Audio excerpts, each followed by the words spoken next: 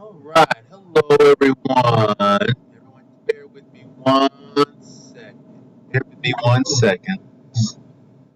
I am just sending an email. Also, this is a documentary about Hong Kong. Take that in.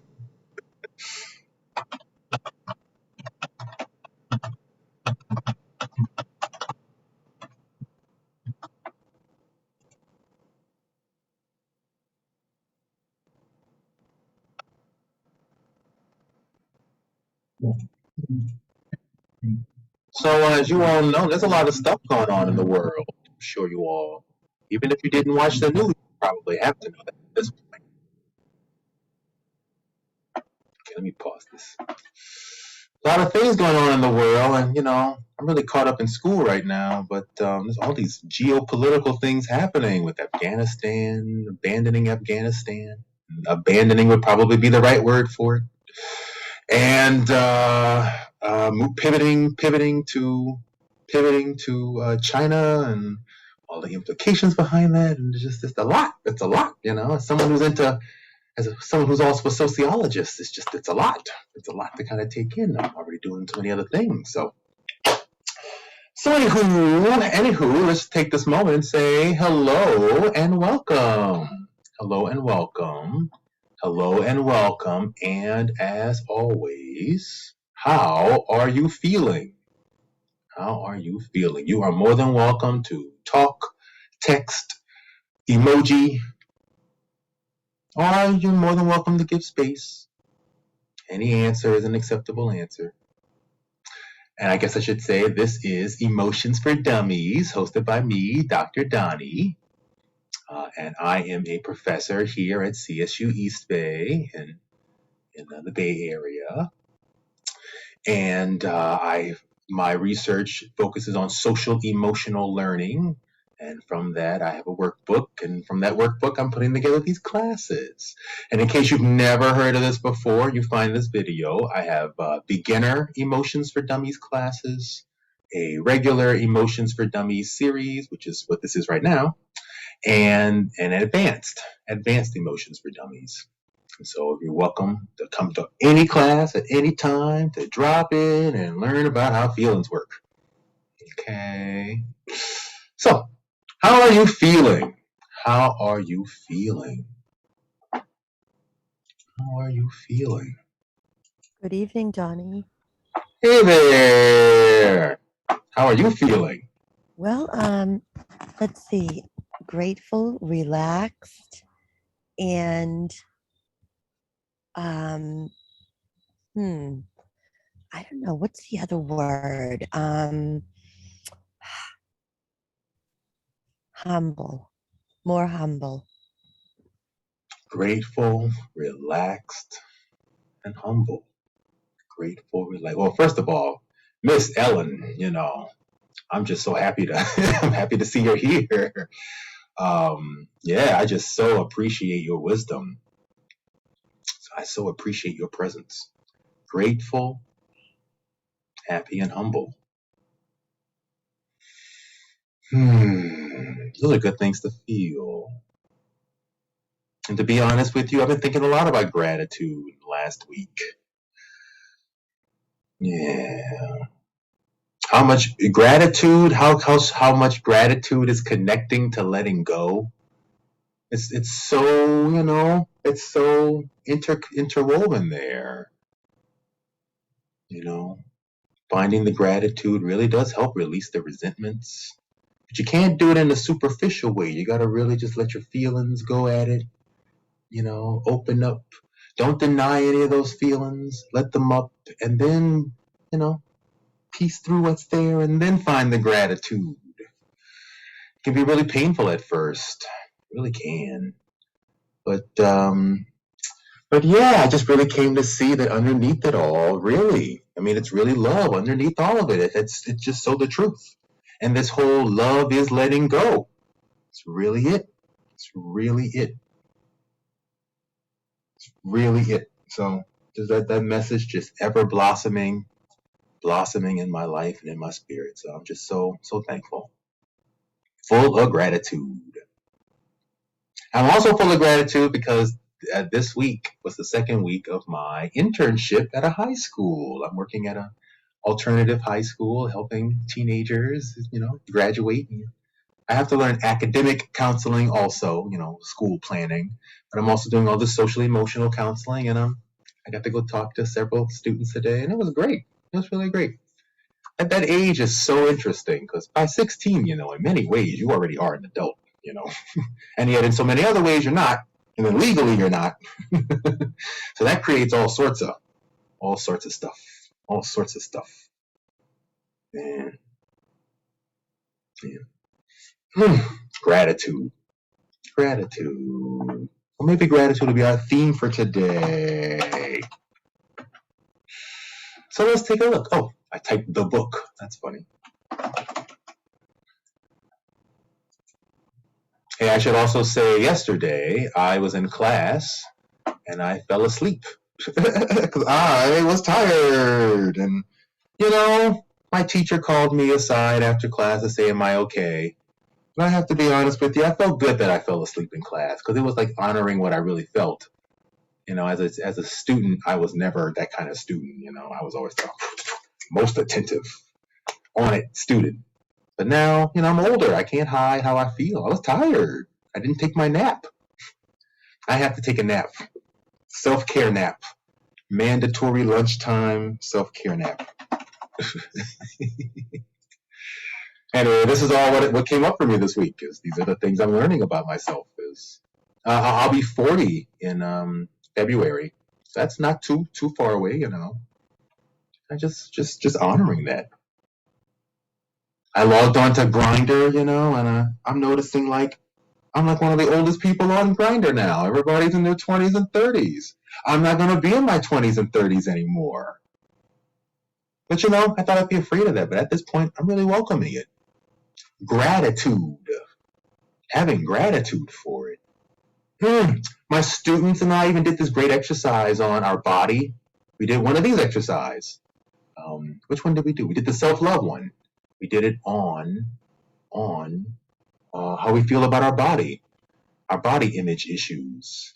We went the whole way through it, and it was really great because we all got the same, dissatisfactions about our body. We're all hard on ourselves, and we're hard on our bodies in ways where we eventually we all have to learn to let go and be compassionate and forgiving. And if you let go and you're compassionate and forgiving, the end result is you then start to feel grateful. That's what I'm noticing. That's what I'm really noticing. Ain't that just something? Ain't that great? Okay, so this week, wonderful people, we are on week 3. Week 3. Okay, so week 3, as you can see here, is healing from trauma. So I just want to explain. We had a self-care plan where we went through, in week 1, where we went through all kinds of ways of what is self-care, so you could get in touch with that, and a whole list of emotions, so we can put our feelings into more and more words. Week 2, we had a mindfulness meditation, so we learned how to meditate, get real still, learn to embrace some silence. I read a whole bunch of things about how the mind works, just 80,000 thoughts a day. And then we did an exercise on telling yourself the truth. Okay, anger, hurt, fear, understanding, love, searching through all those feelings, validating everyone, getting it all out till you get to the last one, to love. Okay. So, great. That's great. So today we're going to heal from trauma. And so today we're going to learn what trauma is, in case you've never, that word now is very popular, but in case you've never had an actual definition given to you, I'm going to give you a great one. And then we're going to go through a whole bunch of material about how to heal from trauma. And then we will have a series of exercises that we will practice together to teach us how to get in touch with our traumatic feelings. So that way they're not so scary, and we can learn to let them go, let them out. Okay. All right, trauma. Good stuff. I'll just say this before I start reading this. What I have learned from this worksheet personally is that we think of ourselves, when we think of ourselves, we think of ourselves with that rational, logical, frontal lobe part of our mind. But human beings are all bodies. We are all just a body. We're just an animal, and we have those basic animal drives and instincts, and trauma fucks all that up. So, have you ever seen, we've all seen stray animals who, never got trust, so they're always kind of on edge, or maybe eventually they'll learn to trust you, but they never trust anyone else. And there are people who are just like that too, basically, right? Because if you go through something really traumatic over and over and over and over again, it will turn you into that kind of person. Okay. And those kinds of traits can show up all over your life in all kinds of ways. So it's important to think about, to take this understanding and just explore your life history. Okay. So this comes from the book Journey Through Trauma by Gretchen Smelzer, who wrote this great book about her own experience healing through trauma. And the Tao of, she mentions a lot of verbal abuse and physical abuse by her father in the book. Okay. And the Tao of Fully Feeling and Complex CPTSD, From Surviving to Thriving by Pete Walker. And Pete Walker is a local Bay Area psychologist, so you can email him and say hi. Trauma is defined as an experience or event that overwhelms. Oh, before I go reading, let me also say this. One more thing. Wherever you're at today is where you need to be. What's more important is that you let yourself relax. So you are welcome to read along. You're welcome to close your eyes. You're welcome to relax. Whatever you need. You're welcome to make a drink. Make some food. Whatever you need to get into your feelings, to feel comfortable, and just take in this information. Let it bypass the brain and go into your heart. Okay. Trauma is defined as an experience or event that overwhelms your capacity to depend on or protect yourself, leaving you with feelings of terror, horror, and helplessness. Since the body processes physical and emotional pain the same way, physical trauma and emotional trauma are the same thing. Sure, a family death or car accident, but also things like road rage on our commute, getting bad news we didn't expect, or suddenly remembering something painful from the past. Other kinds of trauma can be cultural, like sexism, or historical, like transatlantic African slavery, or psychic trauma, like being told you would never amount to anything, like you would never amount to anything in the future. Trauma can leave us with PTSD, post-traumatic stress disorder, where our brain copes by developing flashbacks, easily startled, nightmares, and difficulty concentrating or eating or sleeping. Repeated trauma, however, like child abuse, domestic violence, or war, is more complicated. So it leads to CPTSD, complex PTSD, where instead of trying to cope, our brains learn to shut off, go numb, and forget, go unconscious, and put up walls around our feelings so that we don't have to constantly re-experience the pain. Trauma hits the preverbal areas of the brain, leaving us howling in fear or frozen in silence.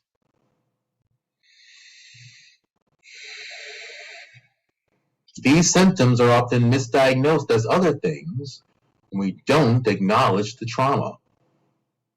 While these coping mechanisms may have kept you safe when the trauma was happening, as adults, they can keep us stuck in survival mode, afraid of the world, and unable to move on and really live life.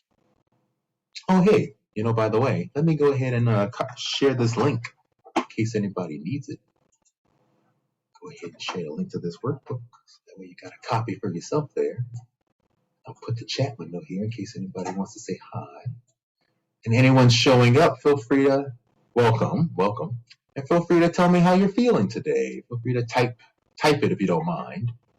Let me know how you're feeling today. The class is all about feelings. So if you have a word for your feelings, feel free to let me know the word. If you don't have a word, that is totally okay. Just silence and pause is totally fine too. Okay. And today we're learning about trauma. Healing from trauma is literally one of the hardest things to do. Amen. Amen. Hey, I'll tell you all something. I feel like putting this together, healing my own trauma, was basically like getting a master's degree, a whole nother master's degree. These feelings can resurface at any time. Okay, an ongoing master's degree, because I haven't healed all my trauma yet. Okay. These feelings can resurface at any time, and trauma can make it hard to even open to the idea of help altogether. We have to relearn developmental milestones like basic trust, faith in the world,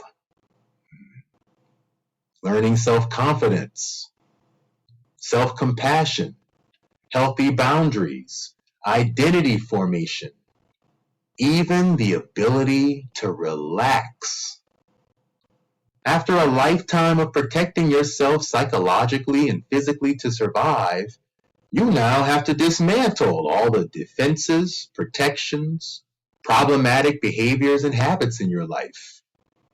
Other people, even friends and loved ones, who haven't been through or don't acknowledge their trauma, may be unable to understand or validate what you are going through.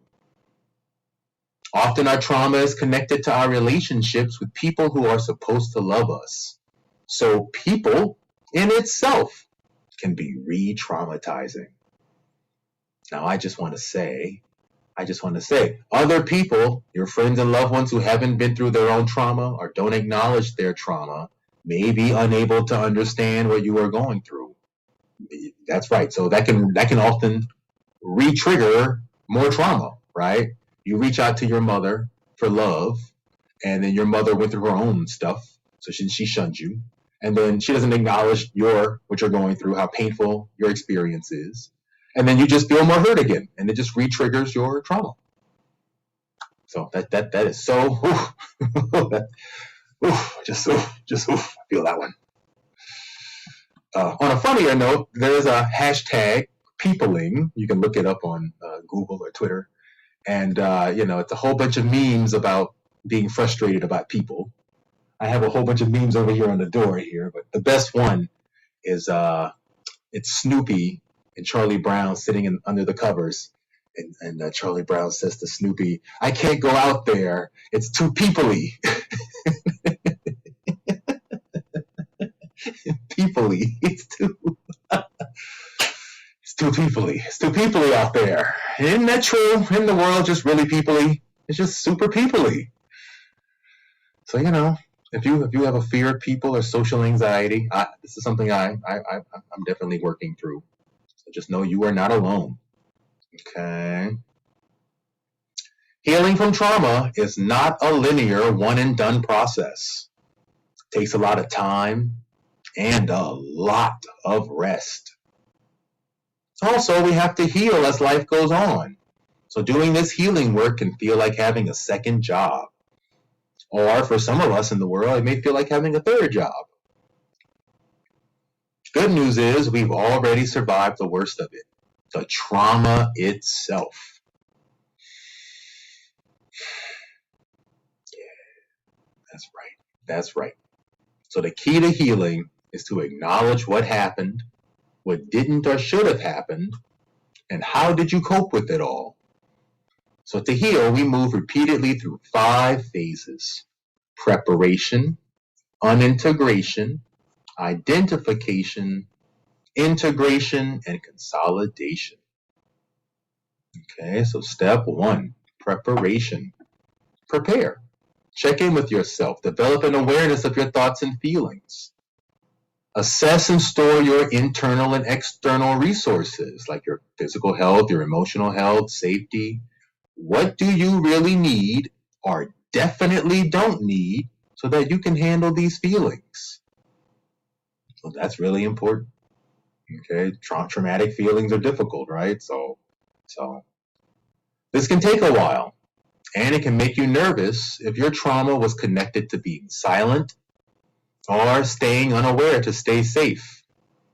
Okay, that can be a very common thing. So just know, showing up for you and finding dependable others teaches us to relearn trust, which lets us feel safe, be willing to explore, have hope and gratitude, and to be patient and persevere. Things we might not have gotten in our lives. Okay, so step one is prepare. Okay, if you recognize you've been through some stuff and stuff is coming up, you feel it, it's just irking you, you know it's there. Okay, it's time to check in. Okay, if you've been through something traumatic, anything, which who hasn't been, right? But if you've been through something traumatic, you may be someone who might have taught yourself how to stuff it down. Something unhealthy, just bury it in the background, just focus on something else, ignore, deny, and those habits are never going to help you heal from trauma. That's for sure. Okay, but if those are where you're at, it's where you're at, and it's important to honor that. And that's another part of it. It's just honoring wherever you're at, checking in with yourself. There are truths about life or whatever's going on in my world that we're all in denial about something, right? I mean, I had a salad for lunch today. I didn't think about who made the salad. If I start thinking about who made the salad, if I really track it, how did those people get paid? The conditions they worked in, like the tomatoes I put on the salad. I start thinking about all that, There's all sorts of things we're all in denial about. That's just the reality of it. That's how we make it through life, right? So it's important just to check in with ourselves and can we handle ripping off the Band-Aid today, right? It's just checking in, right? Okay, and many of us have been through traumatic things where we just had to deal with it as a kid by just straight up pretending like it wasn't happening, or never telling anybody, or living in a closet, just total fake identity, or something, really, really unhealthy like that, right? So, your natural go-to might just be to just go into that pattern. And so slowly getting in touch with that in a loving way is how we slowly teach ourselves to retrust ourselves that we can not go into that pattern. We can be more vulnerable and we can ride through some feelings. Okay, ride through the feelings. So that's step two, which is unintegration. To heal, we have to give ourselves permission to totally fall apart and regress back to being a child, back to when we were innocent. Find a safe space where you can let down all the walls without the need to pull yourself together. This will move the numbness and bring up all the broken pieces of pain, fear, and fear of feeling, helplessness, shame, violated boundaries, and attachment wounds. So, straight up, it's gonna feel totally shitty. Expect to be caught off guard, irritable, off balance, uncomfortable, and scared. You can even temporarily lose the ability to speak. Children do this very well, but as adults, we train ourselves to be in control and keep it together all the time, so we don't give our brain a true chance to reset and relearn. Use trust and safety to see what you can handle, and then slowly learn to handle a little more. This will create a container so that you can heal and still manage your daily life. Okay, so step one is prepare, and then step two is permission to totally fall apart. Not go into the story, not figure something out, not analyze and evaluate, just pure emotional why? Okay, just totally let yourself have it. That can be really scary.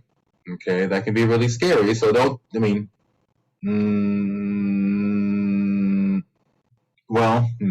that can be really scary. So it's important to, again, self-care, check in, make space for ourselves to feel those things, realize how much we can handle and how much we can't.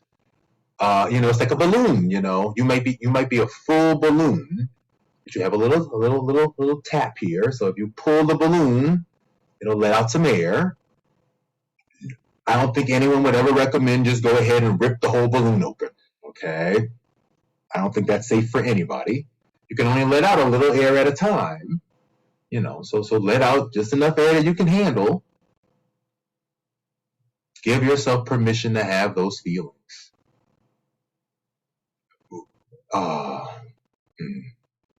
Just straight up giving yourself the permission to have those feelings is itself validating.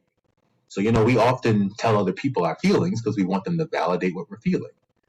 But just the actual action of, hey, you, hey, me, I'm listening. I'm going to totally give you the right to just let yourself have this feeling, whatever it looks like, no judgment.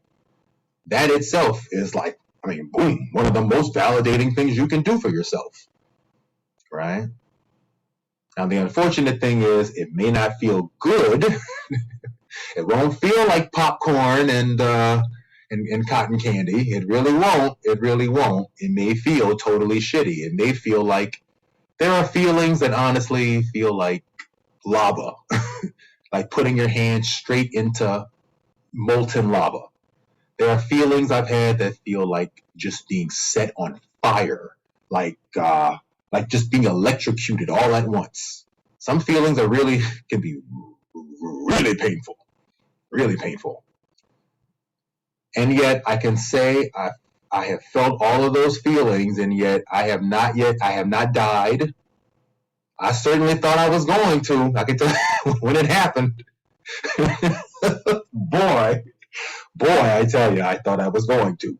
But I haven't had one feeling yet I died from. I haven't. And I'm talking, I've had feelings that really feel like sticking your hand right into the lava.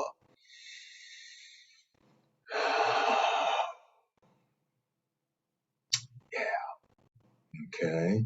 But by being willing to ride that feeling out, whether it's 5 minutes or a whole day, being able to allowing myself to ride that feeling out is how I'm learning to trust me, to redevelop my inner compass, and to let the trauma go, and turning me into a safe space. Okay, so number 2 is permission. Totally fall apart. Okay. Then number 3 is identification. After working with the pure feelings, we can discuss our trauma story and coping mechanisms. Okay, so after you let it all out, then you got time to start piecing together the story. Okay. Trauma messes with all forms of memory. The story of our trauma can be an adult retelling with coherent sentences, or it may be childhood fragments of words, sounds, smells, and emotions. Sometimes it helps to reenact the story, not just speak it to get the feelings out. Recognize the abuse and neglect. If you can't make sense of a feeling, ask, what would someone listening to me feel? Focus on what is true for you, believe you, support you. This takes time and practice, so go slowly so you don't feel like your world is falling apart. You can fall back into lots of feelings of grieving, worry, and doom, so it's okay to go back to unintegration. A coping mechanism is the tactics of fight, flight, freeze, or collapse we engage in to feel safe or avoid our feelings. Literally anything can be a coping mechanism, like disconnecting from feelings or the present moment, dissociation, hypervigilance, hypervigilance, extreme rules to keep you safe, or extreme emotional walls that let no one in, obsessive or compulsive thinking, constantly fidgeting or checking your phone, living constantly in your imagination, drugs, food, and sex, constantly staying busy, constantly talking to yourself, codependent relationships, always people pleasing, always feeling helpless, afraid to feel altogether, being super critical to ourselves or others, being stuck on negative and always expecting the worst, extreme narcissism, bullying others, relentlessly hoping things could have been different or better or not really true or as bad as you remember, social isolation, etc. All of these things allow us to stay in denial about how the abuse we suffered is affecting us now.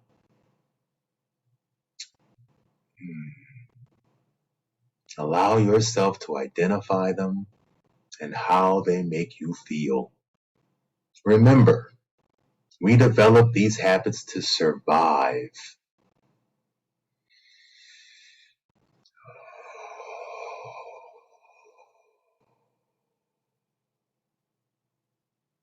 We develop these habits to survive.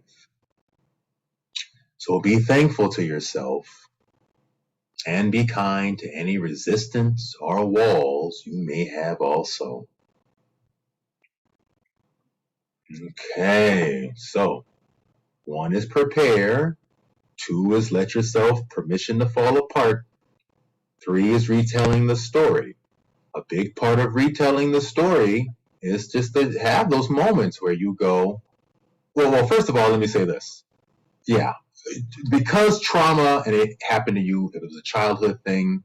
A child's brain does not operate the same way an adult's brain does. An adult's brain will go into a whole story, It was a dark and stormy night. I had just, put away the dishes. The TV was starting to flicker. Then suddenly there was a sound at the door. Okay, an adult retelling works that way. Childhood retellings don't work that way, and our childhood memories don't work that way. So often, your childhood memory might just be a smell, or just like a flash of something, just a picture, maybe a movie, maybe just a flash bulb. Maybe you hear a sound, maybe you don't hear sounds. Maybe you just recognize like a thought, like you just know I'm safe here, and that's all you know, or I'm in danger here. Childhood memory works in all those kinds of fragmented ways because your brain wasn't totally developed then. And trauma also works that way too. Okay. So it's important just to honor whatever comes up in this process of getting in touch with your inner life. May I ask a question? Oh, yeah. Thank you. It's really interesting how you're talking about childhood memories. Okay, so I'm just wondering, do you mean that, as a child, we remember things differently, or is it that our memories of our childhood experiences will be just like a flash or just one feeling or one, and that's all, I'm go- yeah, I'm going to say both. It's both. Okay, I just find that interesting because when I've gone deep enough to be able to, when I've unraveled enough stuff to be able to, access like some memories from, childhood, like really young, like 4 is the earliest one. It's one of, Yeah. I don't get any, even as a kid, um, even like, actually, even one memory I have as a teenager, um, those I don't get any context around the memory. I don't know what exactly the age. It's like I'm just brought what I need, is what it seems like to me. It's just like a feeling like I remember the confusion and guilt I had. It was a feeling I remember. I was confused, and they said, they told me this, like, and I know who was there, even though I can't see them. I can't remember, like, see their faces. Yeah, I know who was there, that kind of thing. yeah, yeah. And then other beautiful memories. Mhm. Um, one other one as a teenager, I don't know the day it was or what I was doing before this thing happened, but it was a spiritual experience actually that I had at either 14, 15, 16 years old. And it was like this fleeting thing. Mm. But anyway, yeah, so but I don't get any context around it, but it was, and I didn't remember it until I was in my 40s and went deep enough and there it was. I remember this was like my I remember the memory was just sitting there and looking at a starlit night, Yeah. right? All of this. Like it was this deep feeling, like, and I had never had anything like that happen. It Mm. was like my soul was connecting with this universe in those several seconds. Yeah. So, but that's all I remember. So thank you for letting me ask that and share that. Ooh, ooh. So my immediate response to that is I also hear a part of you saying I want to get back to that, or I want to remember what that was, and so just to let that go, let that go. The memories showing up in all kinds of ways, and you got no control over how it shows up, right? So, but just to totally ease up on how it's coming to you, and just know that it comes the way it comes. You seem very open to that, so just to make space, just to give yourself permission to let it come however it comes, and to let it go however it goes, because it will Oh, reconfigure totally. it. It'll yeah, because it'll reconfigure itself. Who knows how the brain is restructuring and rehealing, and who knows what's going on in there for you. So just to make space to allow. Yeah. And just accept whatever comes and just, I guess I want to know, like, do I need more? But yeah, Oh, just let that's it. it. Yeah, that thought I need more then starts to stop up the process because you're not. It's not permissive. It's not accepting. It's sort of a no. You got to meet my standard. You got to fall into my definition of what a memory is, and this got to be a good enough memory. And I'll You be got to brought, solve my problems. yeah. And trust that I'll just be brought as much as I need, like that kind of thing. Totally. That's totally it. That's totally it. That would be the developing trust inside of yourself. Right. Not pressuring yourself, developing trust inside yourself. That's And it right. will, It's okay.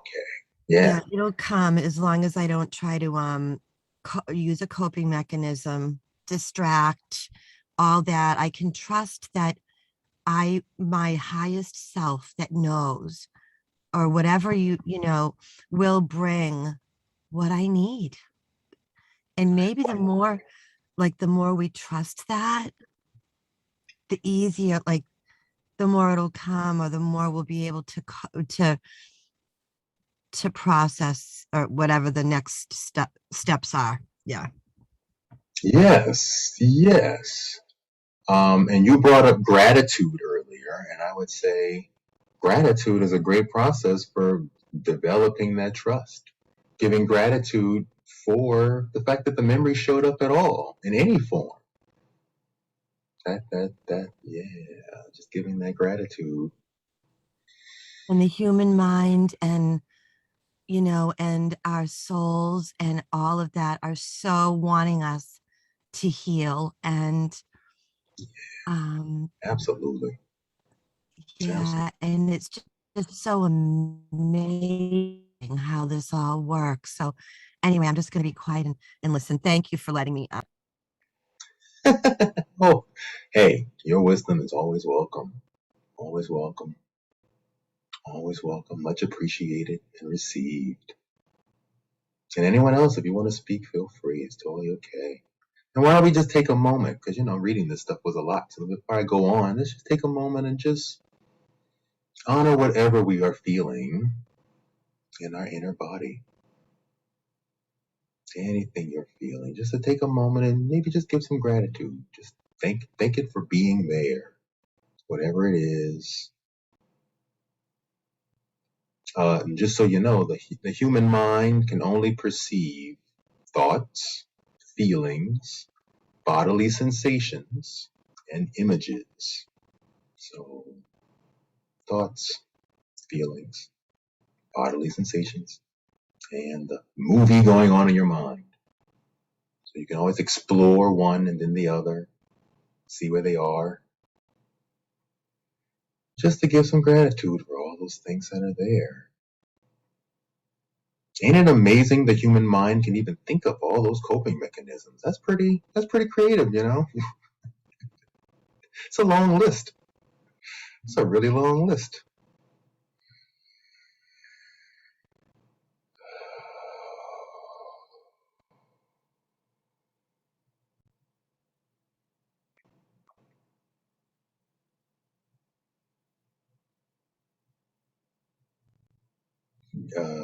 Developing a practice of just listening without trying to judge it, at all. Just allowing.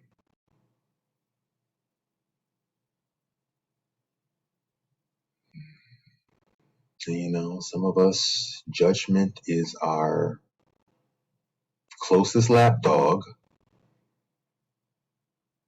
That's something to take note of, too.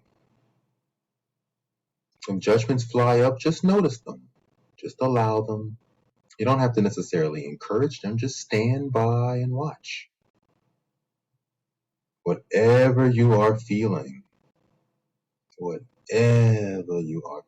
just make space to feel whatever you are feeling.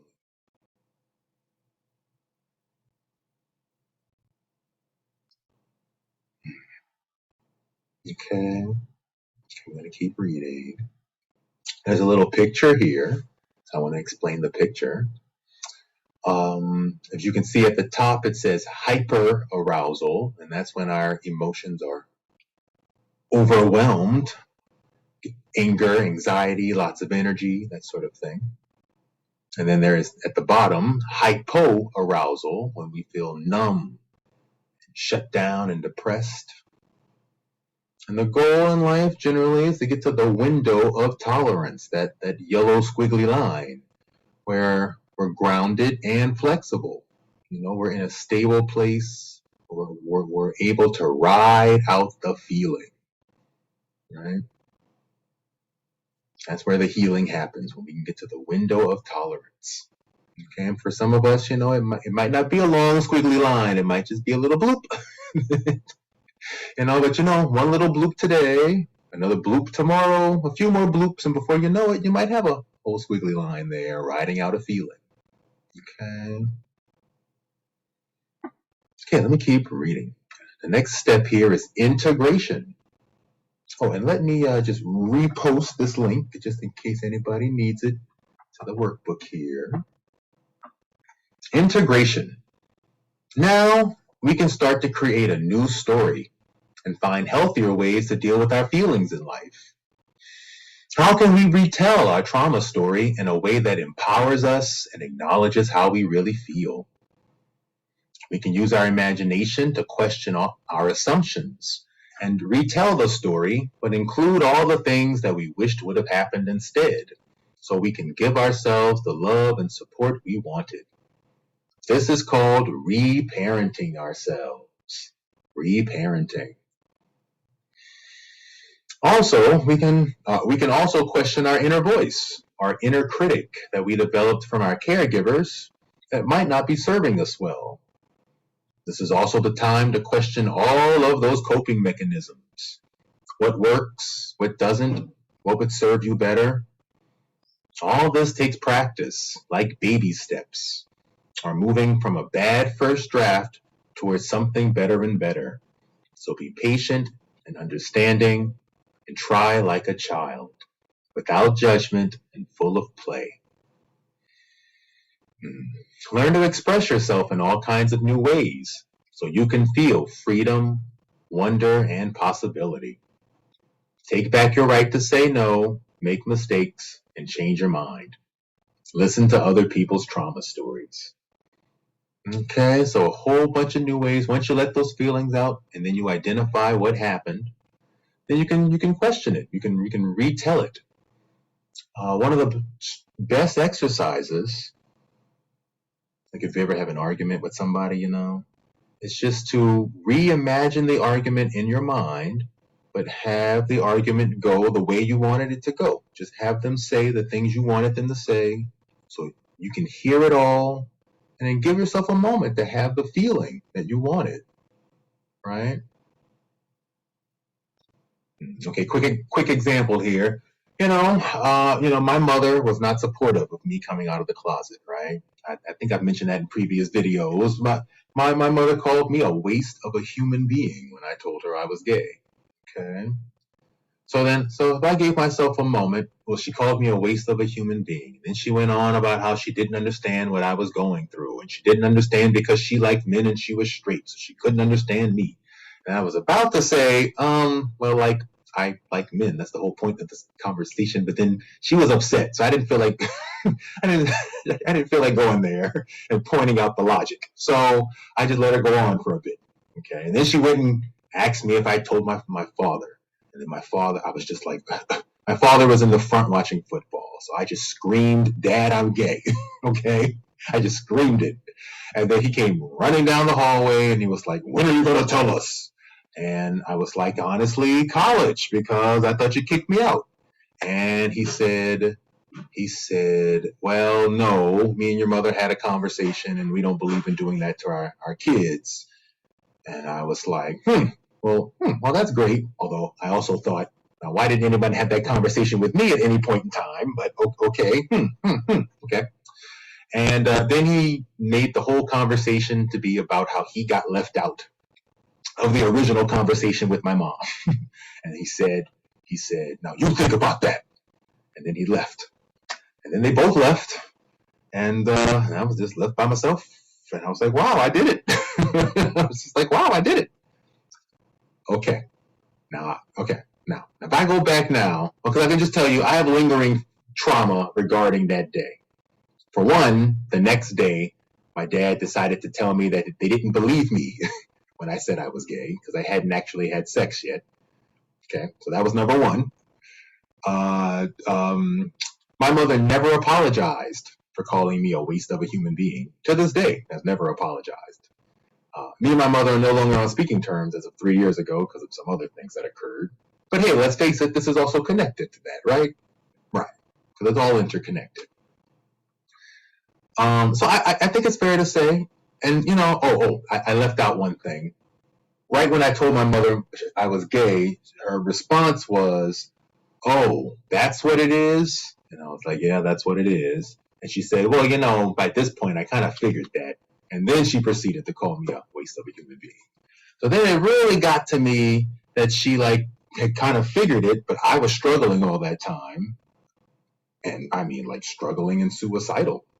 And she kind of was just going to not say anything until eventually I did something, even though I was, and this is my mother here. So, that makes me feel really emotionally abandoned. So that's some serious ongoing trauma I got there. Okay. So if I had a reparenting moment with myself there, and I wanted to say the words I wanted to hear from my mother instead, that might go something like this. I talk to my mom and I say, "Mom, what it is I'm gay." And she goes, "That's what it is?" And I go, "Yeah, that's what it is." Then she says, "Okay, well, look, you come from a different generation than me, and I don't really get this stuff from where I come from. This was all, a sin, and, you're going to hell and everything. Obviously, I love you very much. And even if I don't totally understand it, I want you to know I love you very much. That you mean a lot to me, and I don't want to spend our time together before you go off to college arguing and fighting. I really like us to get along so we can have a nice time before you become a man and go off into the world. And I don't totally, this is something that's hard for me to understand or process. And I'm not even saying I'm ever going to agree with this. I may never agree with this. And I wish, you could have felt comfortable enough to tell me sooner, so that way we could have talked about it together. Or um, I'm sorry that I wasn't there for you in those moments when you felt like you were all alone or you didn't understand what was going on.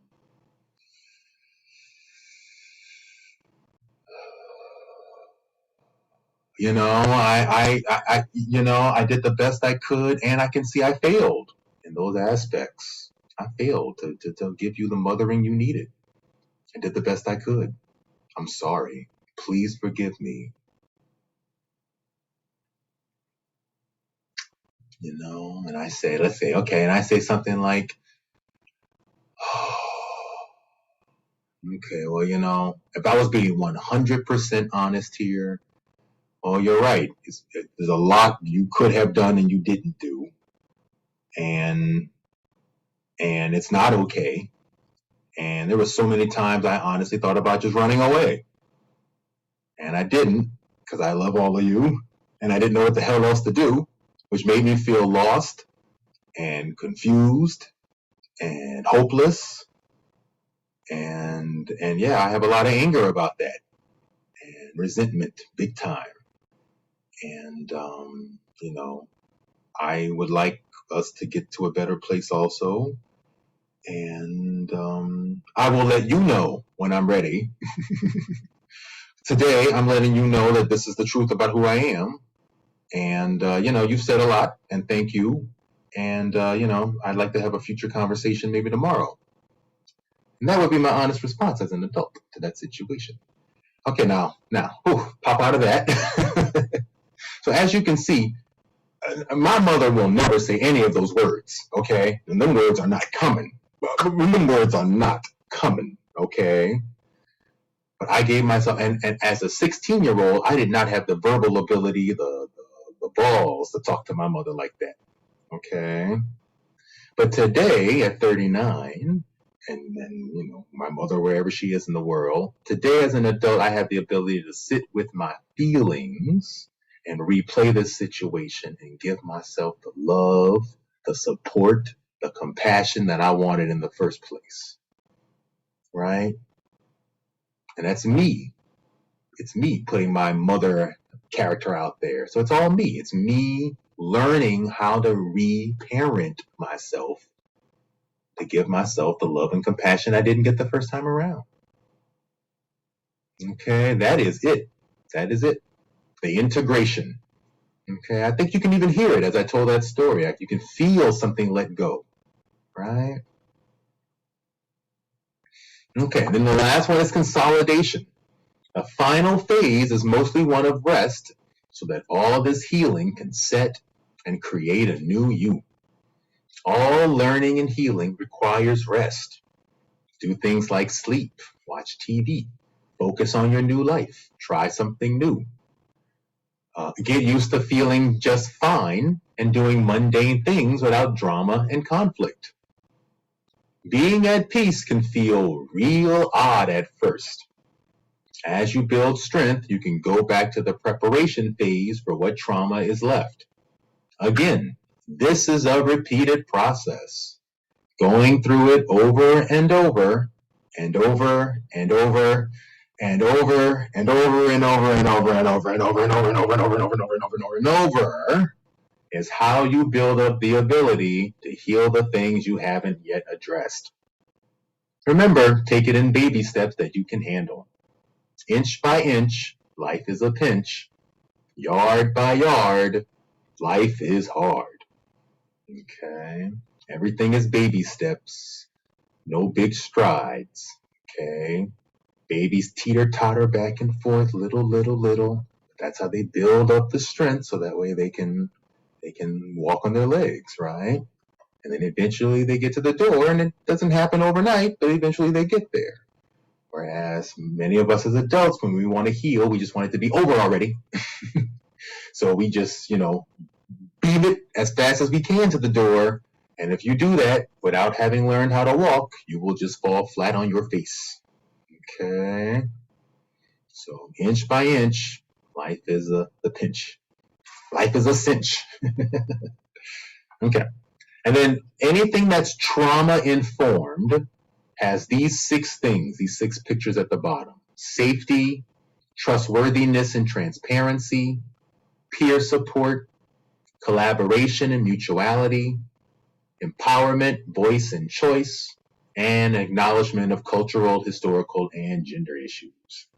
Okay, anything that's called trauma informed has all those sorts of things involved in it. Like this class. I even had a shirt that said trauma informed teacher. But unfortunately, all the words wore off. So I guess that was a little traumatic too. It was very unfortunate. I was going to walk around with a lot of pride with that shirt. Okay, so for the second half of class, we're going to do a bunch of exercises on dealing with our trauma. So before I go there, let's just open up the space for any questions, comments, just a pause, anything.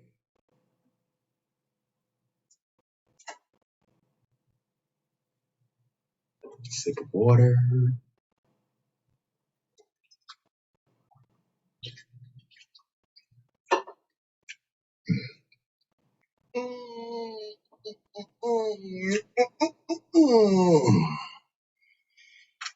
Also, feel free to ask me anything or type something, type any type of question, anything at all, okay? I'm gonna grab some food. Just get a little snacky snack over here.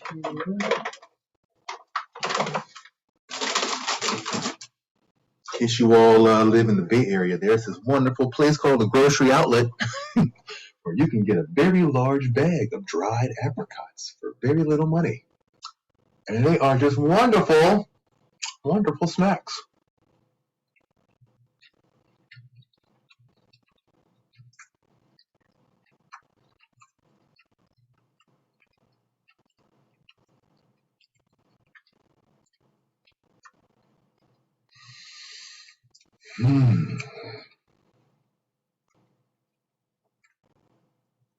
Okay.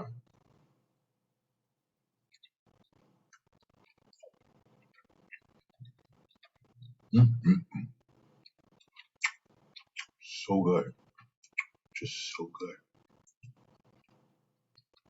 Okay.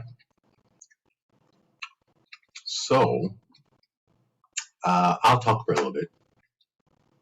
So all that reading that book on healing from trauma was really, really informative, and I would even say crucial for teaching me how to heal through a lot of painful things.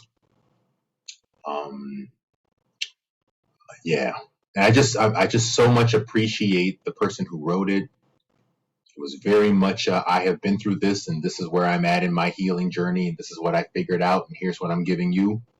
It was very much written that way. All of those books were. They were written by people who really went through their own very traumatic experiences. So I just really appreciated that.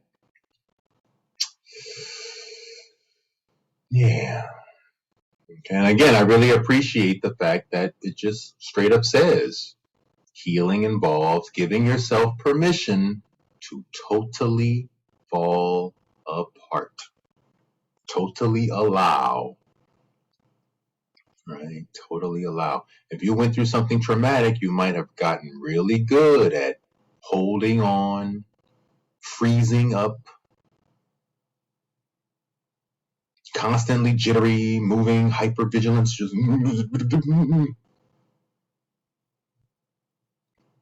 So what does it feel like to just be totally allowing? And you might have been stuck in judgment, just resentful the whole time, so just stuck on angry.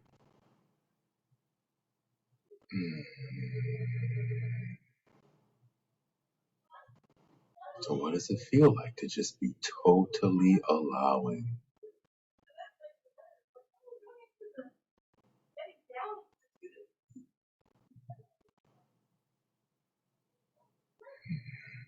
And it's okay if the answer to that question is, I don't know.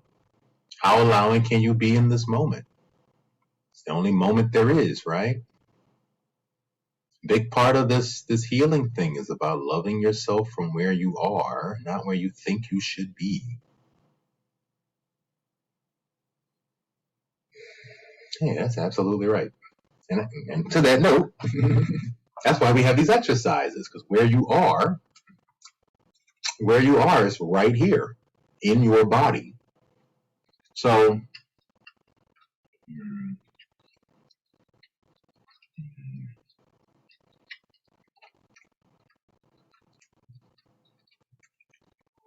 one of the things we'll learn later on from another book is on another day, another worksheet.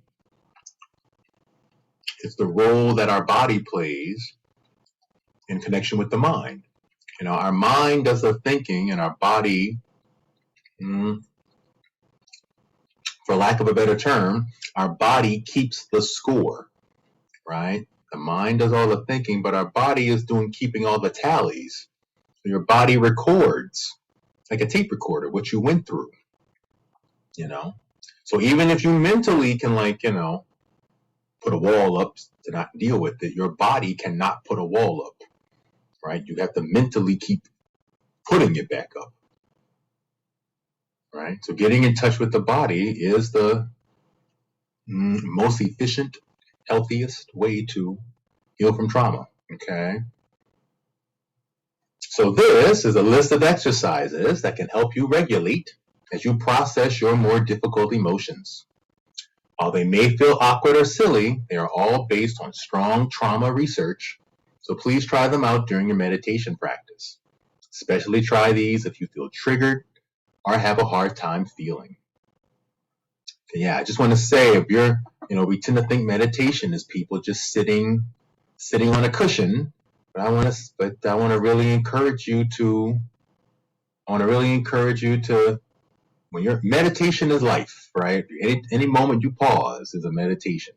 So there's lots of things you can do during a meditation. You can notice your breathing. You can move your body around. You never just have to sit still in silence.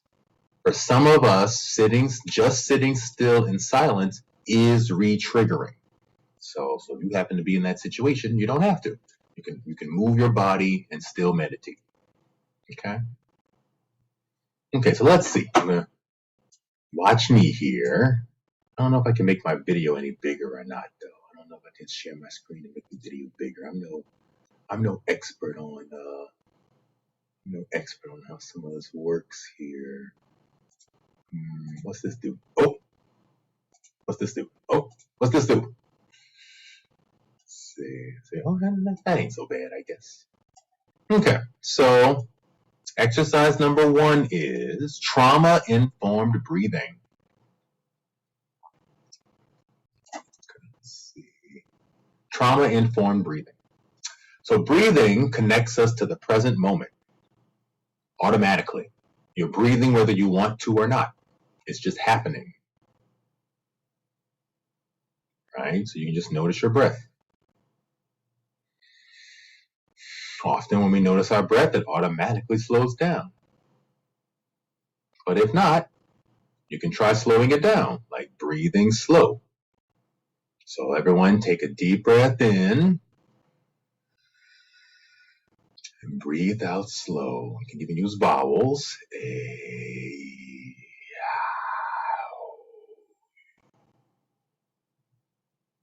Let's try that one more time. Breathe in slow. Breathe out slow.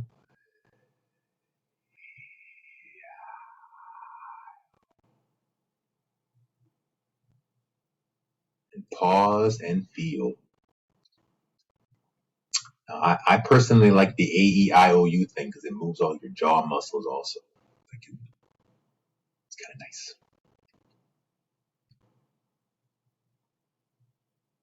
Okay. Now the next one is breathing fast. Often if you're feeling afraid or you're having a panic attack, breathing faster than the panic attack can actually trip it up, so it'll release the energy. It's not pleasant, but it does help. Okay. So on your own or with me, try to breathe as fast as you can. You can start slow and then speed it up. Okay? Like this.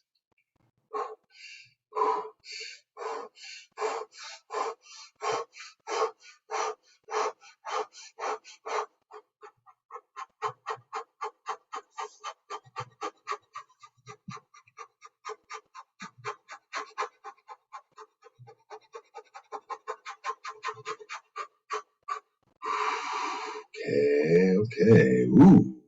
Pause and feel. Mm-hmm.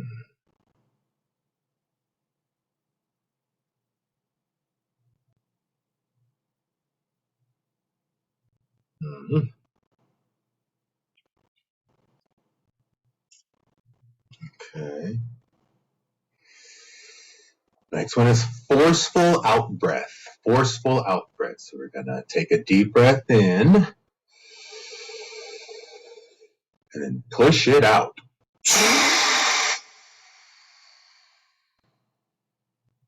Okay, deep breath in. Push it out.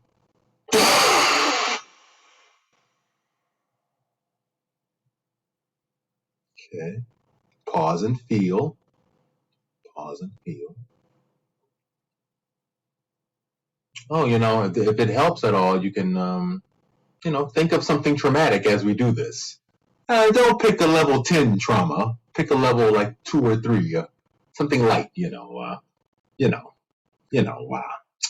a spam phone call maybe, or just a text message you really didn't want to read, or an email you really just didn't want to get. That feeling that might show up. Let's work with that feeling. Okay. Yeah. Okay. Okay, the next one is consciously holding it in. Okay, deep breath in. Hold it in for 5, 4, 3, 2, 1. Let it out. Deep breath in. Hold it in for 5, 4, 3, 2, 1. Let it out. And let's do that one more time. Deep breath in. Think of that trauma thing. Think of the email. It's for 7. 1, 2, 3, 4, 5, 6, 7. Let it out. Pause and feel.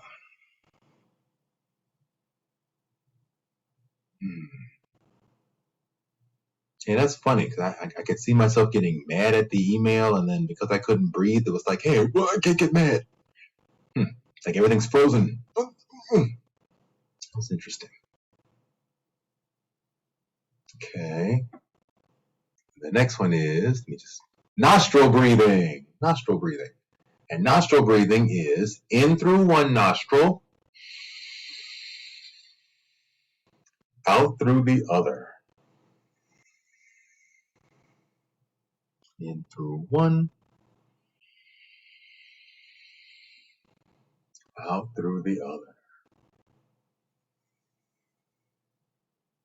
Think of that email in through one,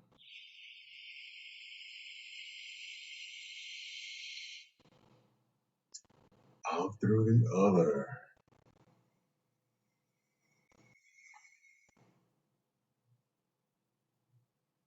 Pause and feel.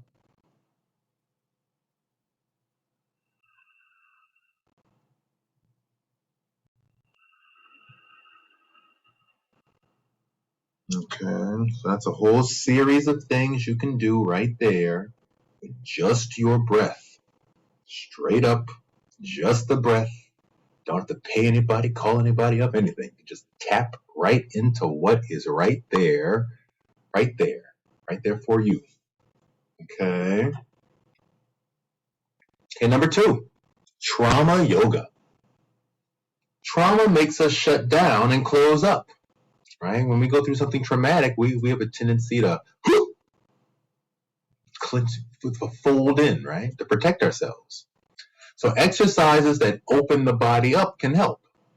And this is only a list of exercises that you can do in a chair, because this is mostly for students, and assuming you'll be in a chair, You can do any kind of yoga to open up your body, but here's some things you can try. One is just shoulder taps. Okay. Moving your hand to the opposite shoulder. And just take note.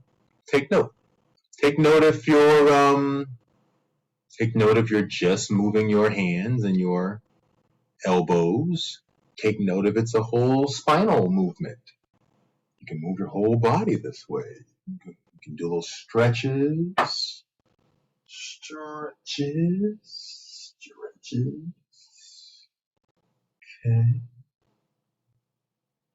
Okay, pause. Next is a face stretch, otherwise known as a smile. Okay, so smile. Okay, we want to go for a big smile here. Full teeth, big eyes, eyebrows really lifted, picture time, little kid picture time smile, okay, for 5 seconds, okay? On the count of 3. 1, 2, 3. 1, 2, 3, 4, 5. Pause and feel. Pause and feel. Okay, we're going to try that again. On the count of 3, big old smile. Try to get all those muscles going, okay? Count of 3. 1, 2, 3. 1, 2, 3, 4, 5. Okay. Pause and feel. Pause and sometimes that can make you feel better right there by itself. Pause and feel. Okay, the next one's a neck stretch. Moving your neck side to side, or up and down, or around, or whatever you need to stretch out those neck muscles. Our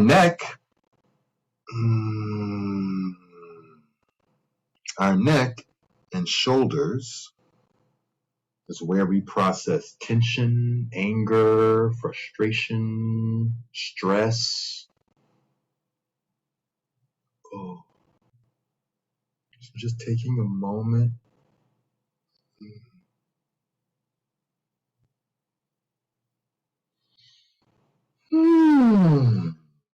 Just moving all that around.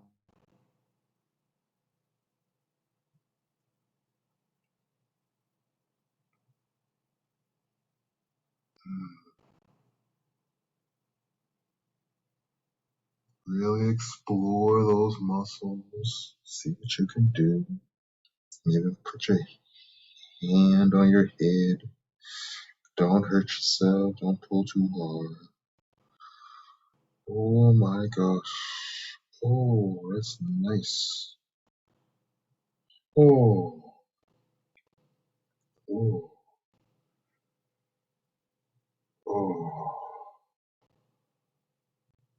Hmm. Ooh. Hmm.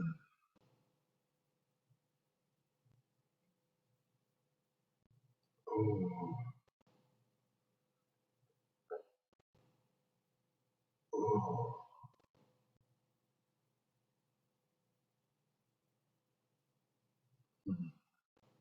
That was really nice.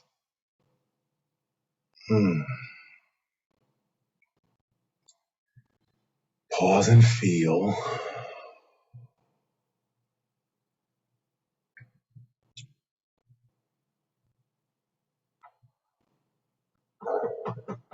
Okay,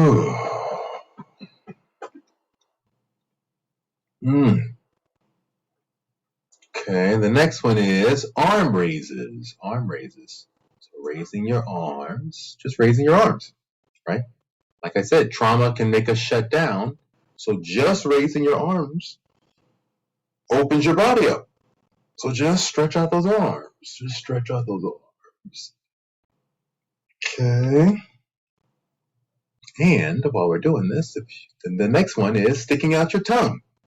Okay, it's kind of silly. Kind of silly, yes it is. And sticking out your tongue relaxes all your jaw muscles.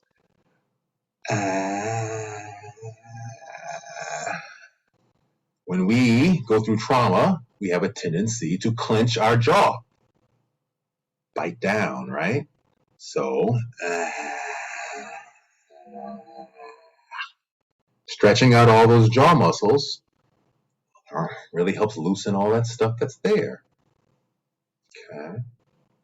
You don't have to make that sound, but the sound's kind of fun, so. Okay, pause and feel.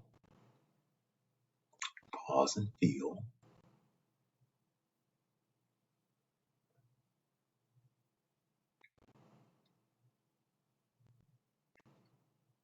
Okay, and then the last one is a hug. Give yourself a hug. See what it feels like to give yourself a hug. I read that you need 12 hugs a day in order to really do well. You need like 6 a day you need 12 hugs a day to thrive. You need 6 to do well, and you need 3 a day, at least 3 a day to survive. That's what I read, okay? That's one of the first things I read when I started doing all this research. And by that measurement, how many of us are barely surviving or not even surviving? How many of us did get a hug today at all? I believe that. I'm sorry. I believe that.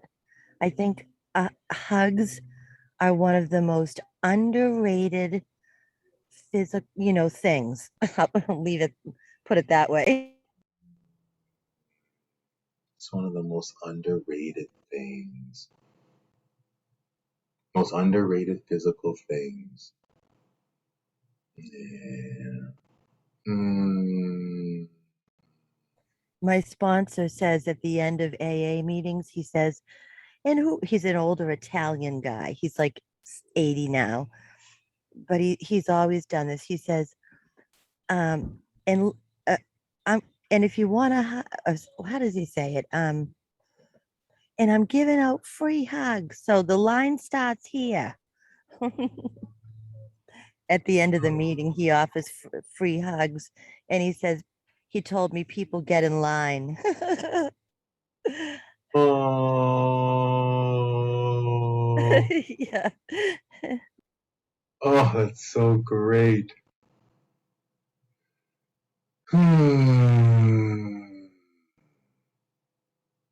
Even if you are a person who is I'm not a touchy-feely person. I don't do hugs. I don't. Even if you're someone like that, in this moment, give yourself permission to see what it feels like to just give yourself a hug. To be that guy who's so full of huggy energy that he can get a line. Okay.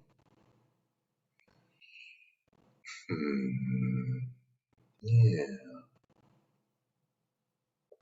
At some point, we all want someone to care, to hug us. We want a hug from somebody. We want that touch, right? So can we give it to ourselves? Just notice if you've put your hands away already. Notice if you felt really awkward or uncomfortable. Just notice wherever you are. Just notice, okay? Yeah, I believe it too. I really believe it too. Since I found out about that 12 hugs a day thing, I've been making it my goal to get as many hugs as possible. And before the pandemic, I was getting about 12 hugs a day, I have to say. I kind of miss that.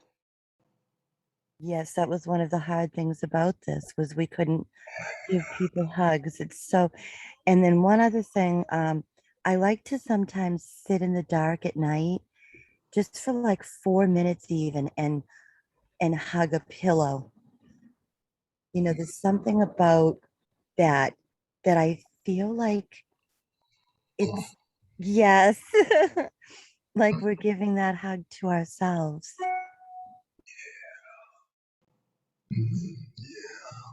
I could not recommend enough getting a stuffed animal, a favorite pillow, something to yeah, engage in the physical action of a hug. Because, yeah, even giving the something else a hug is giving you the hug. That's so totally right. And And it can sometimes, just, oh, yeah, oh, I'm sorry to interrupt. it's okay. Sometimes I just whatever works, but for me, I hug the pillow like it's God. And that's what kind of like that's like a mutual adoration, you know? So I think that's why I feel it back. And I told an older woman about this that I do that. And she's a married woman, I'm single. And she asked me, do you live alone? When I told her that I do that. And I said, yes. And she said, ah, that makes sense. You know, because she has somebody to give her a hug. Um, Oh, but it makes sense that sometimes, you know, we need a physical, like you were saying. yeah, we need someone to give us a hug. Absolutely. I was gonna say, there's no guarantee that her husband gives her a hug. True.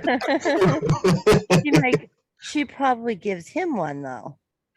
Yeah, probably so. And Yeah, that's all we have to do. yeah. Because then if we do that, then we feel the love back. Mm. Even if nobody says, here, let me give you a hug.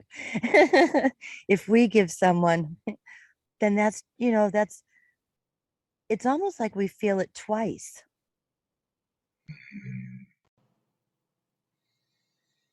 Hmm. Well, for one, in this moment, I just want to give some gratitude to the woman who gave you that information and the hugs that she's giving and getting. And you know, that's why relationships are so important, right? That connection means a lot, a whole lot. Just having the body there, somebody, somebody there means a whole lot. But if nobody's there, because that can be the way of it sometimes, and yeah, there's friends, pillows, stuffed animals. But as you're hearing it, as you hear Ellen's wise words, like yeah, there's something even like God-like in that hugging energy. It really is.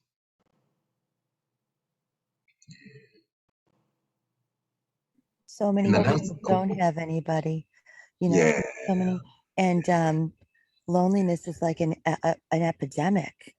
And so I think it is for me, you know, like we have love yourself.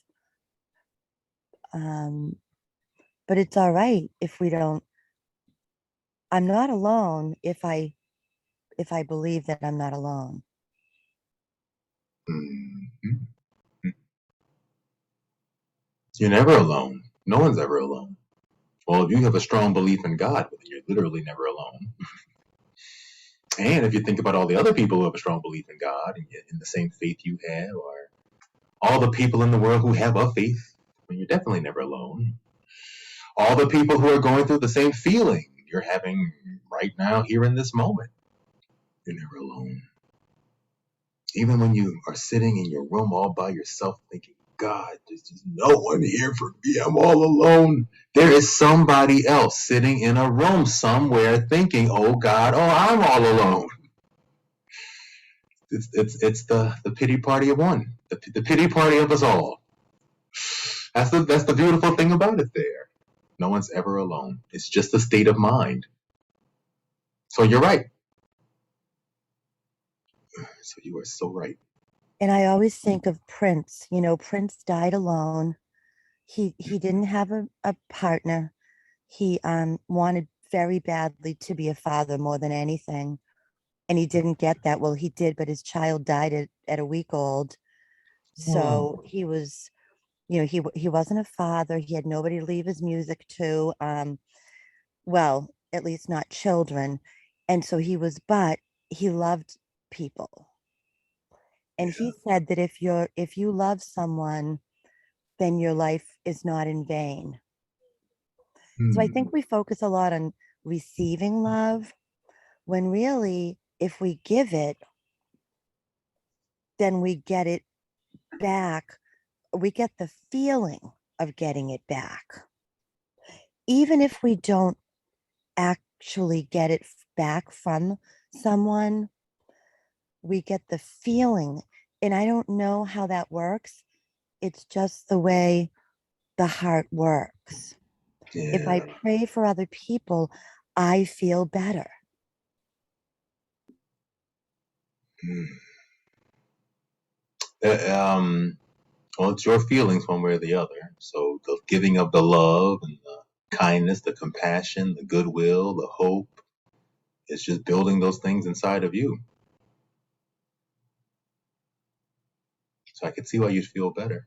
It makes sense. That makes sense. It's like a paradox.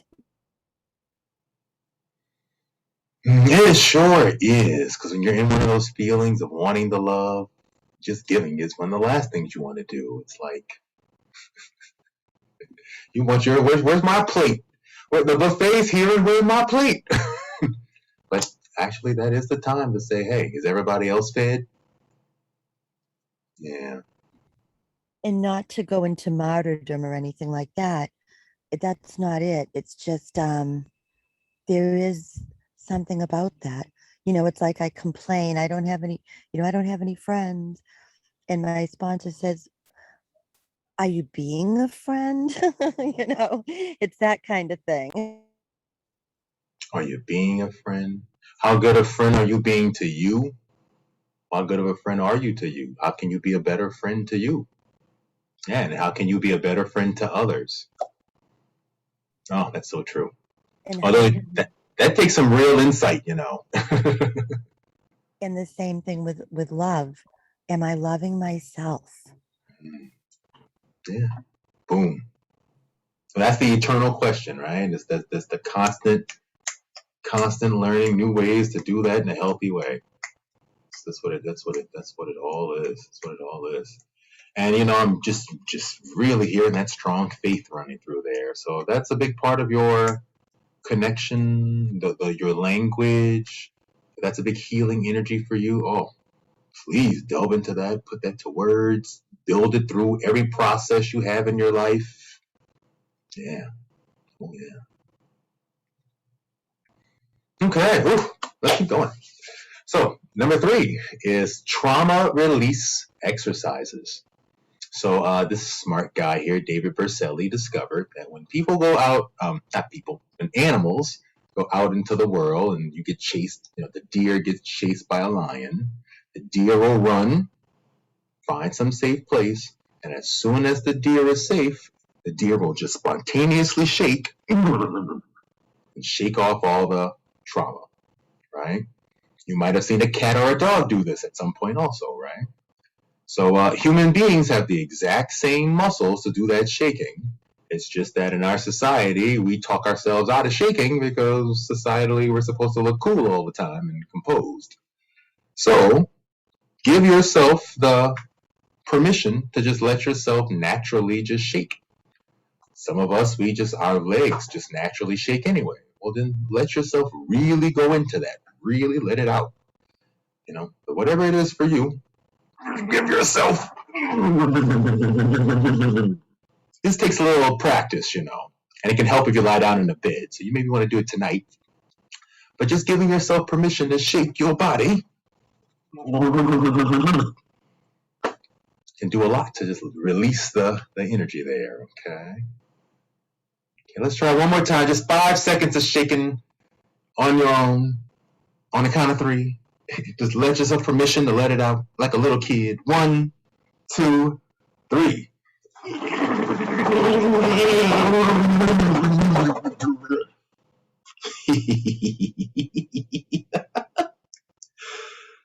Okay, pause and feel. Pause. Pause and feel. Whew. Now, definitely think of that the next time you get that email you don't want. You can just.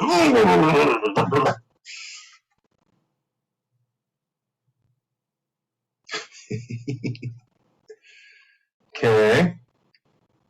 Oh, and in particular with that exercise, you want to shake there's a particular muscle called the psoas muscle, which is the muscle of your inner thigh.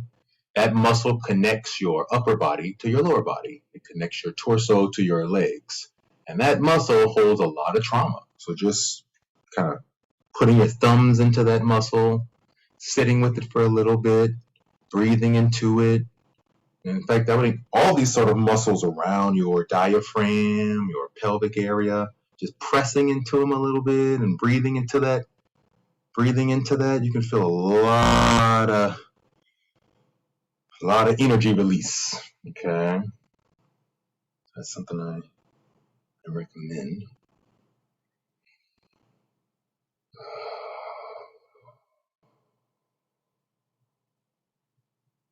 Okay, and of course, don't press what's comfortable and practice over time.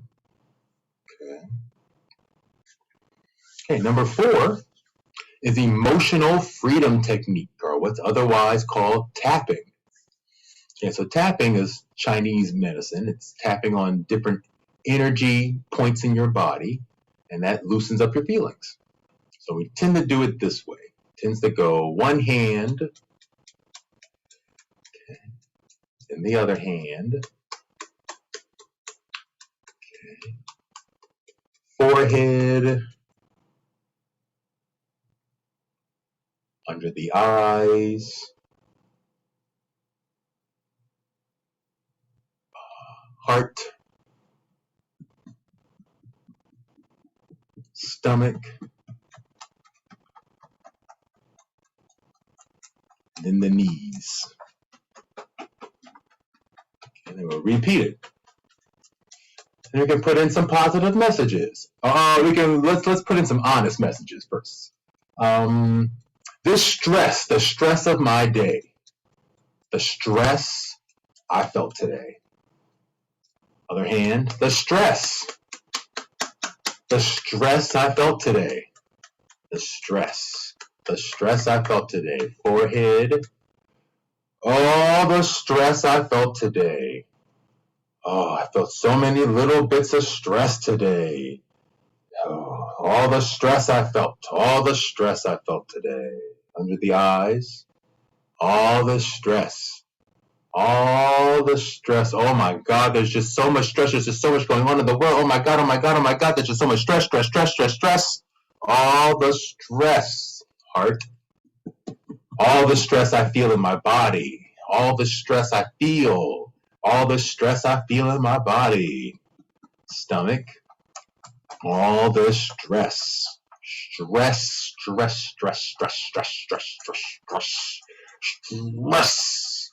Knees, all this stress. Then we can put in a positive message. Back to the hands. I release all this stress. I release all this stress. Other hand. I release all this stress. I release all this stress. Forehead. All the stress I was feeling today, I let it go. All the stress I was feeling today, I let it go.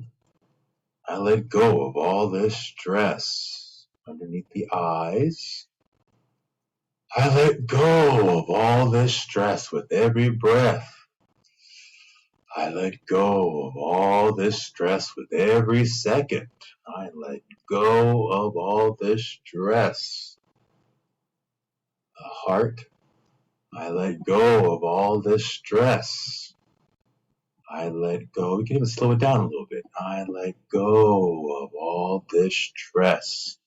I let go of all the stress so I can feel peace. I let go of this stress so I can feel peace. Stomach. I let go of this stress so I can feel peace. A little slower. I let go. I let go. Knees. I let go. And all of that stress. And pause and feel.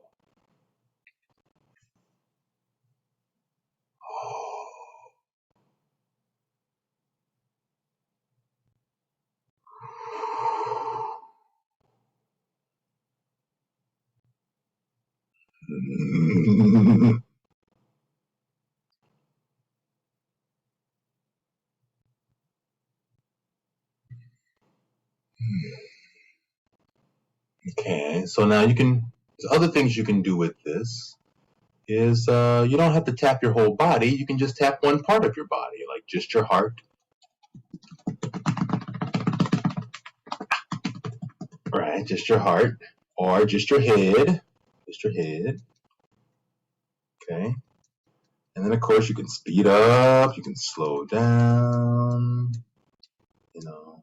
whatever you need to get in touch with what's coming up for you. Okay. One thing I got really into, I saw this on a video. He called it sleep tapping. But just tapping your heart and just saying sleep, relax, relax, relax, relax, relax, relax, relax.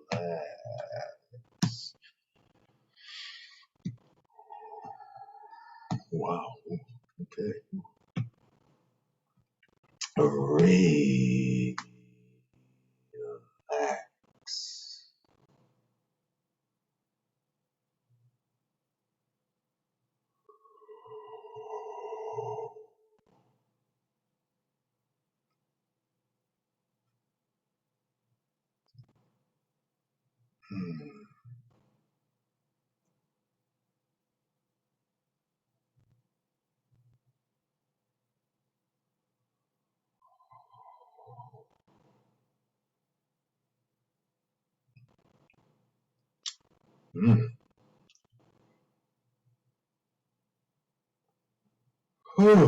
Okay.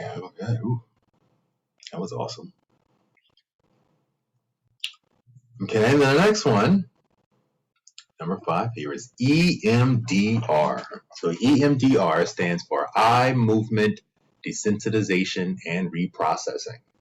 So these smart people here figured out that if you move your eyes from one end to the other, your back brain will just naturally process feelings on its own.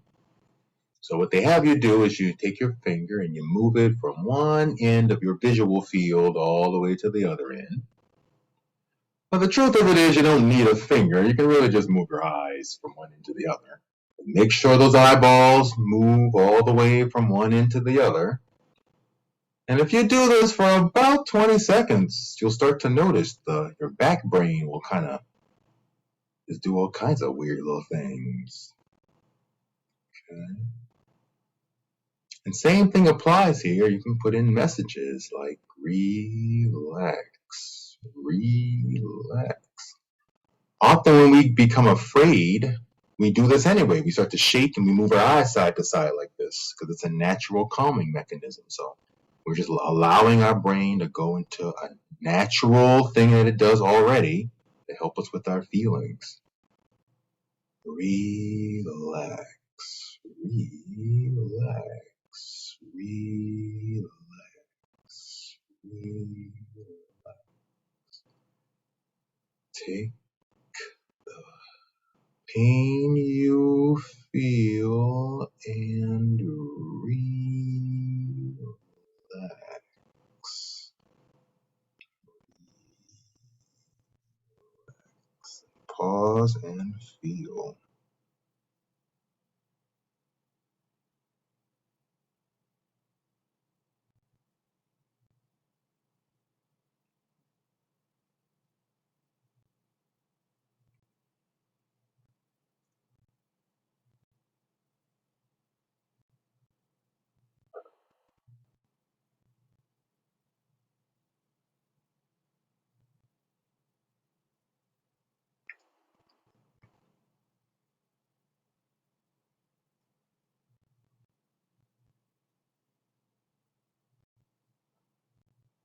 Okay.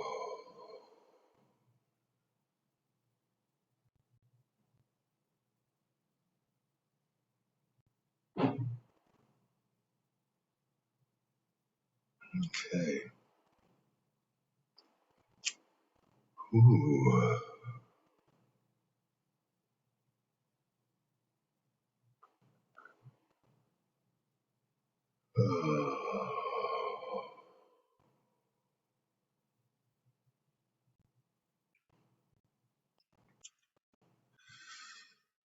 Ooh. Mm.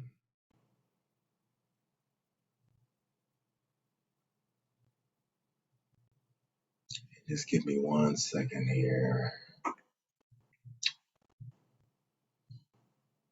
Oh.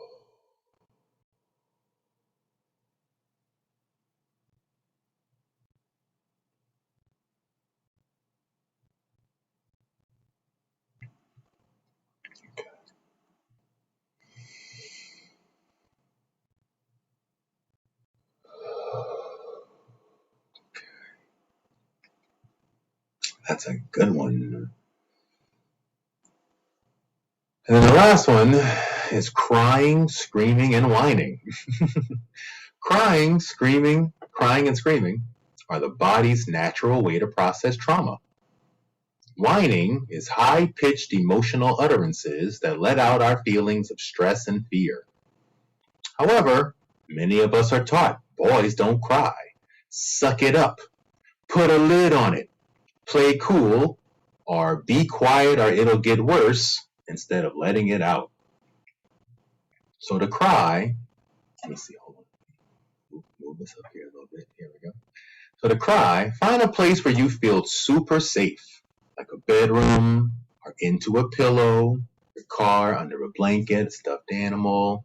I highly recommend the car. So, you can just go drive somewhere, park anywhere, right? Put on some sad music or remember something sad. Put your hands on your heart and sink into the energy there. Okay, don't just stay in the brain. Put your hands on your heart and sink that energy down from the brain into your heart. Let yourself sink down to the bottom of the pain. Don't cry for 2 seconds and go back to normal. It's not pleasant, but it will help your body process the feelings. Screaming, first let me just say this. Yes, we have a tendency when we get upset to get really upset, and then like 1 tear, and then 2 tears, and then we pick it back up, and we pick it back up, and we try to go back to normal. Okay, okay. So I just want to. Part of this validation thing is to let yourself, when you feel the tears coming on, don't just stay at the surface, but sink down. Ask yourself, where is the bottom of this feeling? Not the top. Where is the bottom of this feeling, and cry from there. Okay? Now let's be real. If you cry from the bottom, it will be a gut-wrenching cry, right? And that's why screaming is important also. Well, it's a gut-wrenching cry, and I mean, you can either get one good gut-wrenching cry in, or you can spend 1,000,000 years, you can spend 100 years trying to cry 2 tears at a time, okay, and not really get very far, okay? Screaming helps here because it pushes out the feelings so that you can cry them up. It also teaches you to use your voice if you have ever been forced to be silent. Okay, so a big part of that gut-wrenching cry is to let yourself hit the bottom of it and then wail. To wail, just the wailing part is a big part of getting the emotional energy out. It gets it out. Okay. And then there's whining. Whining is letting out our stress by emoting sounds of frustration. Whining is more about feelings than rational complaints. So instead of saying, oh, well, school is just stupid and stressful, it's more productive to say, I'm irritated at how hard school is. Or just a straight up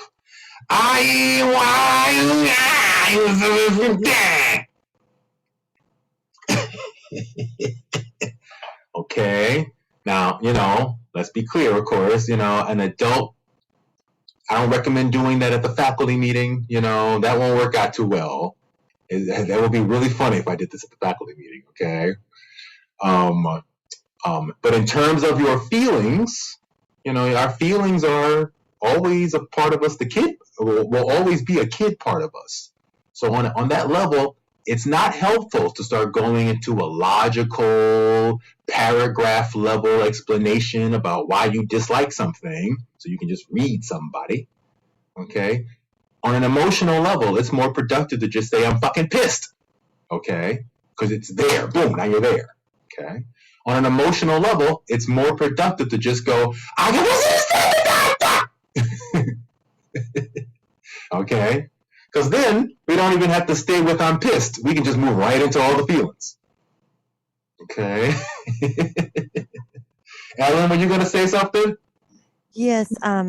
Lately I've been letting myself just say, when somebody does something to me, like a stranger on the telephone at the dentist office or whatever, and she's another woman and she's being difficult and withholding like my mother, and and it's just, I've been letting myself, after I hang up in my car, usually I'll say, something like, I'm effing pissed, but then I'll let myself cry like a little kid, because I've been kind of wondering and feeling like I have to process stuff.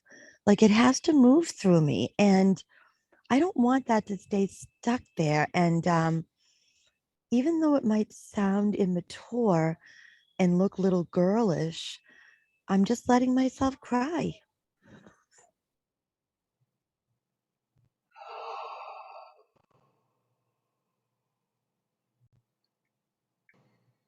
And hey, I mean, you learned how to do adult things by practicing them over time, right? So you got to learn how to cry over time. Adult tears take time. Focus on those kid tears. All right, that little kid went through so much. Allow yourself to cry like a little girl. Hell yes.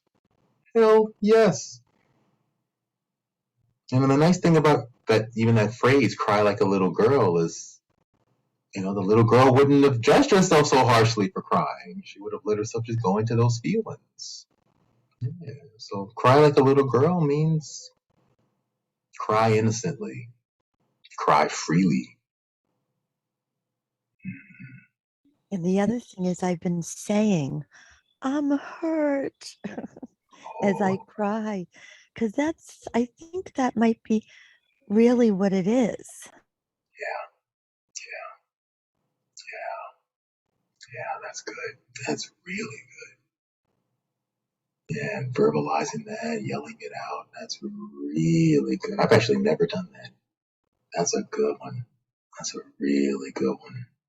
And that is what it really is. It's all hurt and pain buried down that needs to come out. Hmm.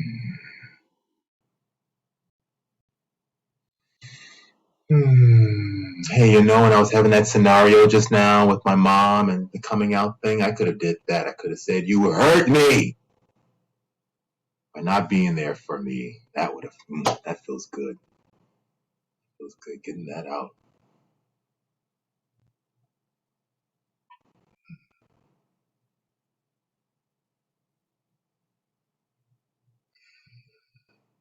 And crying like a little girl means you don't need language. So you don't need a whole explanation about you hurt me. You can just and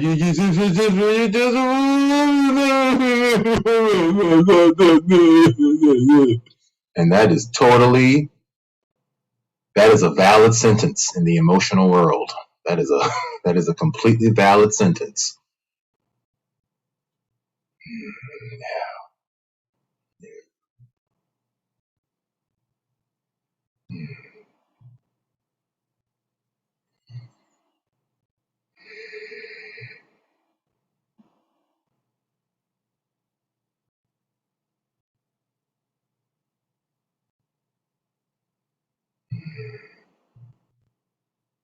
Yeah, how else are those parts of us going to learn to trust ourselves so we don't let ourselves go back to being crying like a little girl?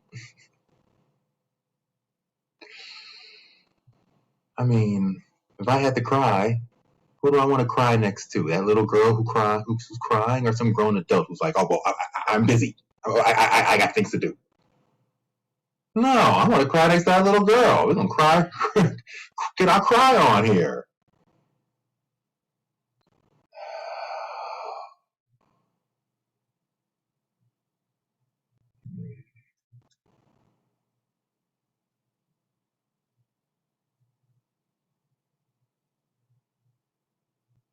Little girl had it right.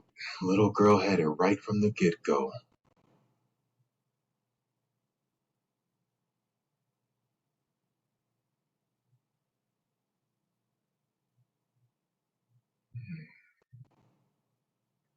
So you can see how all these exercises just give you permission to let yourself have the feelings you're having.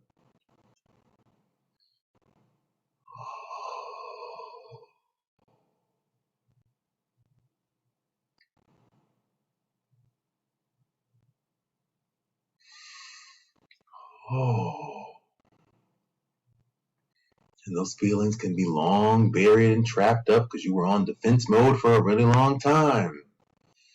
These sorts of things just give you permission to let all those defenses down.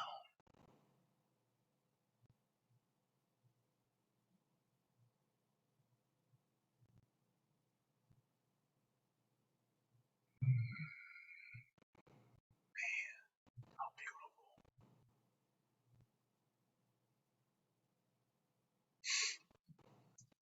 Oh, let all those defenses down.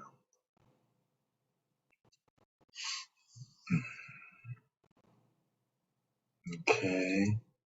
And then if all else fails, and I mean you tried all these things and they don't work, you can layer them all up and do them all together, which is the final exercise I like to call losing it. You can tap your head, move your eyes side to side, breathe really fast, and scream and whine all at the same time.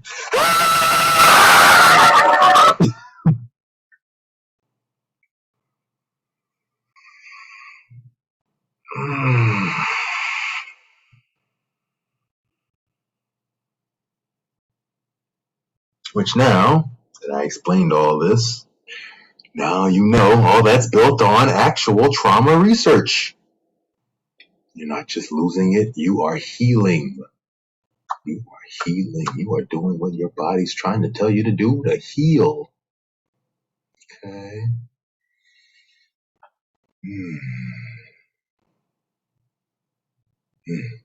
How wonderful. How wonderful. Okay, so today's class was all on trauma, healing from trauma. Okay, you have tools now that you can. You have tools now that you can go into those spaces in your inner life, in your mind, in your heart. It might have been a little scary to go to, and you have some things you can try. See what comes up for you. Okay. And if any one thing doesn't work, you can try 5 of the other ones, layer them up together, incorporate them into your practices that you're already doing. Okay. And at any time you're feeling anything, you might have a feeling. It might come up real soon, and you might go into a natural pattern of, I don't that feeling. Anyway, I gotta anyway. So take note of that, okay? That instead of just saying, I don't want to feel that right now, you can take a moment and try one of these exercises, okay? Okay. And some of them you might still run. You might not be ready to handle it, but it's take on what you can handle. Slowly learn to handle a little more. Doing this over and over and over and over and over and over and over is how we build up the ability to heal the things we haven't yet tackled. Okay. That's it. That is it. Okay. So that's class today. Just want to open the space if anybody has anything they want to say before we close for today. Make some space.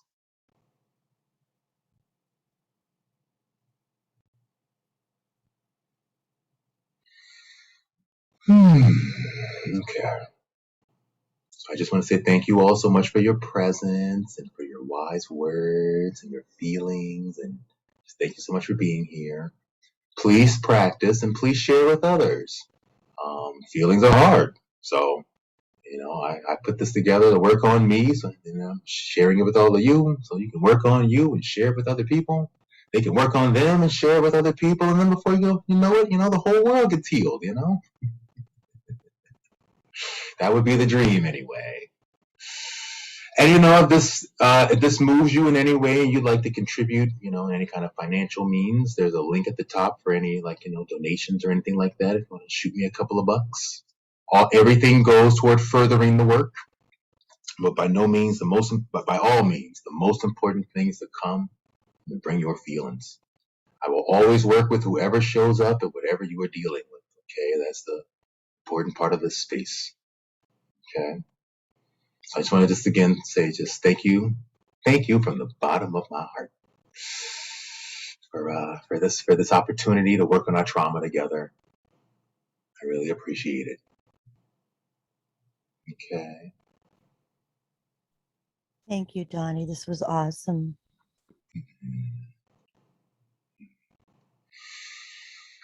You're welcome. You're welcome.